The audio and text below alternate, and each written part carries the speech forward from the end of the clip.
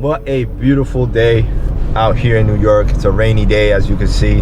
I'm on my way to meet with a caseworker to conduct an inspection for a program rental that I have in the process. Now, in New York, as I've mentioned in my other videos, there are multiple programs. There's CityFHEPS, FHEPS, Section 8, HASA, and each one provides their own benefit. And so this particular rental, this is going to be a FHEPS. I am helping a tenant that needs to move, and she's been living in horrible conditions, so I really want to help her out. And this is not really about the money. I really want to help her out. But the good thing is, the caseworker is open to do a video and educate you guys on what to look out for in inspections. Now, again, I'm doing things that a lot of brokers or real estate agents in New York City is not doing, and it's to educate everyone from landlords to new real estate agents on CityFHEPS and programs. When I first started, I didn't know what I was doing and I was lost. I made a lot of mistakes, and I want to make sure that you guys don't make a mistake neither, or save time, because time is so valuable. So I want to make sure that these videos add a lot of value to you and your future business as well. So stay tuned. Let me know what you think.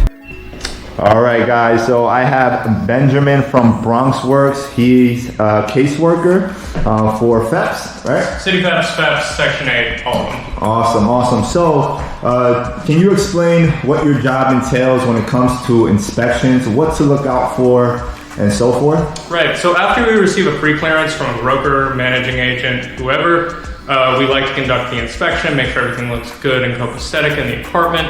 So when I show up, typically I like to look for some things that will stand out, that are common points of failure for some inspections I see. So for example, you gotta make sure all the windows open and close and lock freely. Okay. If there's an apartment, if there's children moving into the house, the windows either need to have bars like they do here, or some kind of locking mechanism. On a lot of newer buildings, you'll see some kind of mechanism so they only open a few inches. Okay. You know, just something to keep children from climbing out. We also need to make sure every outlet is okay. Typically, I've seen this a lot. Sometimes landlords will paint over outlets indiscriminately, and leaves them unusable, and that can't be the case. So typically, I've seen a lot of brokers, supers, etc., have tools like we do. Just a quick outlet check. Make sure, one, it works, and two, that it's grounded. On these kinds of tools, 2 orange lights means that it's not dangerous to touch. Right, awesome.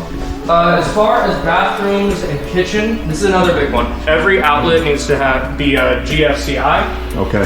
So you can see on this one, it needs to have this kind of reset and test thing. Yep. Okay. Basically what this does is, if water touches it, the outlet will turn off. Okay. So it doesn't short circuit the whole system, doesn't hurt whoever's using it.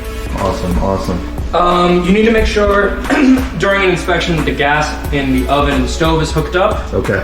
We need to be able to turn it on, test it, make sure every burner and the oven works. Okay. Awesome. You need to make sure there's hot water. Everyone's a little different in how they do it. I go by touch. As long as the water gets hot, gets cold, and seems to run clear. After no less than a minute, or less than a minute, it should be all right. Got it. Okay. Additionally, making sure the fridge is all hooked up and turned on, making sure that it's cold, so it's been on for... So you use a thermometer, laser thermometer? Yes, so we use a temperature gun just to check that the freezer is in fact freezing. Okay, awesome. And the fridge is below 40 degrees. Awesome. Okay, thank you. As far as any other facilities, again, just making sure all the water is hooked up, that there's hot water and cold water. Okay. And finally, I think that something else that's important is every bedroom needs to have a smoke detector and carbon monoxide detector within 15 feet of the entrance to that bedroom. Okay, awesome. A lot of newer buildings or newer renovated apartments will have a combined smoke and carbon monoxide detector. I'm not sure I'm going to do that right now, but most of the time there's just a button to press to make sure it works properly. Same as the fire department would. Awesome. Listen, thank you so much for sharing that. It's very helpful information. You're going to save a lot of time for not only agents, but also, caseworkers as well. This is very helpful. Thank you so much. Appreciate it.